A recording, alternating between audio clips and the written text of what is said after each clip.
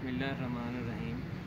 आज हम आपको कलम बनाना सिखाएंगे। कलम के साथ राइटिंग सीखना बहुत ही आसान है और इससे राइटिंग बहुत ही जल्दी आ जाती है बनिस्बत मार्कर से।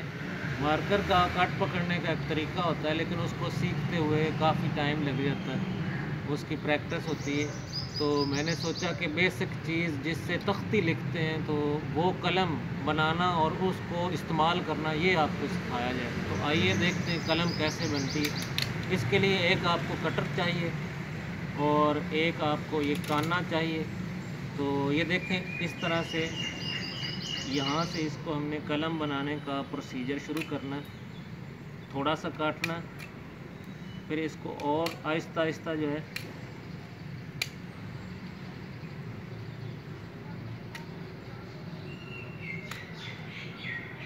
साइडों से,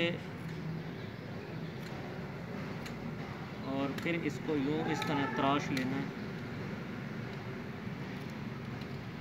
ये देखें, हमारी कलम जो है वो तैयार हो चुकी है।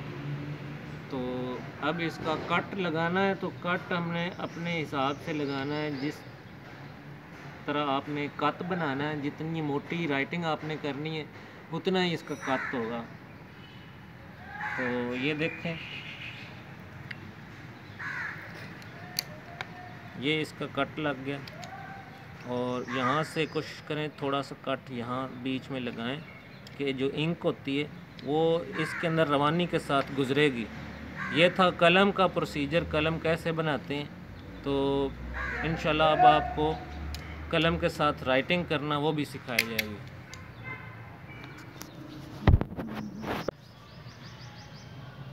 खुशखती के अगले सबक में मैं आपको खुश आमदीद कहता हूँ। ये सबक, जैसा कि आपने थंबनेल में भी देखा है, कि ये एक कलम के साथ सीखने का मरहला है और थोड़ी सी मश्क करेंगे और फिर आहिस्ता आहिस्ता मार्कर की निस्बत कलम के साथ राइटिंग करना बहुत ही आसान होता है। मेरा नाम है खुर्रम शहजाद वट्टू।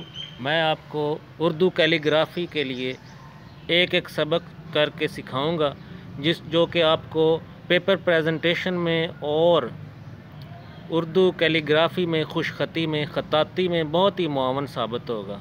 चले आएँ सीखते हैं कलम के साथ कैसे लिखा जाता है।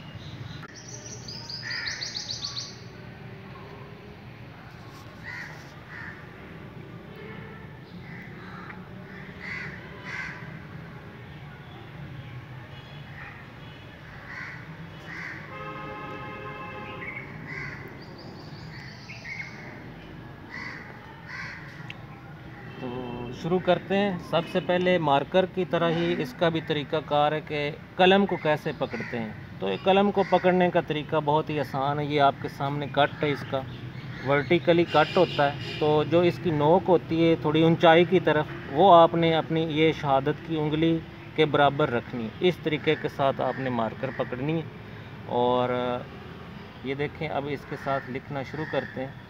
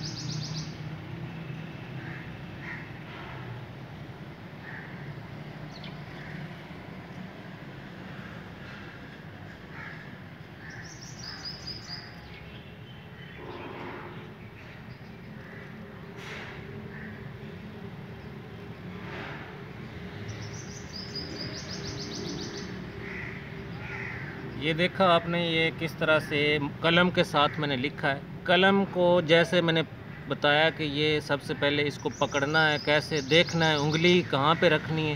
دوسرا اس کا یہ ہوتا ہے کہ آپ نے جہاں پہ لکھنے کے لیے ایک دفعہ ہاتھ رکھ دیا ہے، یہ دیکھیں ایک لفظ میں نے لکھنا ہے یہاں پہ، یہ میں نے ہاتھ رکھا ہے تو ہاتھ کو نہیں ہلانا، میں نے اپنی انگلیوں کو موو کرنا، انگلیوں کو ہلا کر جو ہے میں اپنے لفظ کی بناوٹ کروں گا. اگر ہاتھ کو موو کریں گے تو آپ کی رائٹنگ جو ہے وہ ٹھیک نہیں رہے گی. یہ کچھ ٹیکنیکس ہوتی ہیں جو رائٹنگ سیکھتے ہوئے آپ کو مد نظر رکھنی چاہیے. ان ٹیکنیکس پر عمل کر کے ہی جو ہے آپ اپنی رائٹنگ کو بہتر سے بہترین کر سکتے ہیں. یہ دیکھیں خوش خطی لفظ، یہ صرف میں اپنی انگلیوں کو موو کر رہا ہوں.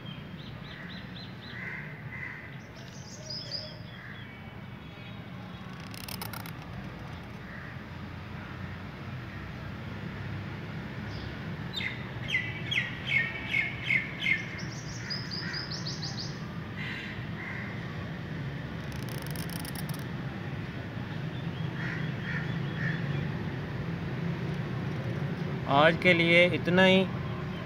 نیکسٹ جو ہے سٹیپ بائی سٹیپ آپ کو مزید جو ہے چیزیں سکھائی جائیں گی. اور یہ قلم کے ساتھ ایک گراف ہوتا ہے، وہ گراف میں آپ کو سکھاؤں گا. جس نے وہ گراف سیکھ لیا تو انشاءاللہ اس کی بہترین رائٹنگ ہو جائے گی. وہ گراف سیکھنا بہت ہی آسان ہے، صرف تھوڑی سی توجہ چاہیے اس کے لیے. تو آپ کو پتہ چل جائے گا کہ کون سا لفظ جو ہے اس کی کتنی لمبائی ہے، کتنی گولائی ہوتی ہے، اس کا قد کتنا ہوتا ہے. یہ ساری چیزیں جو ہیں آہستہ آہستہ آپ کو ہر ایک سبق میں بتائی جائیں گی. آج کے لیے اتنا ہی. اللہ حافظ.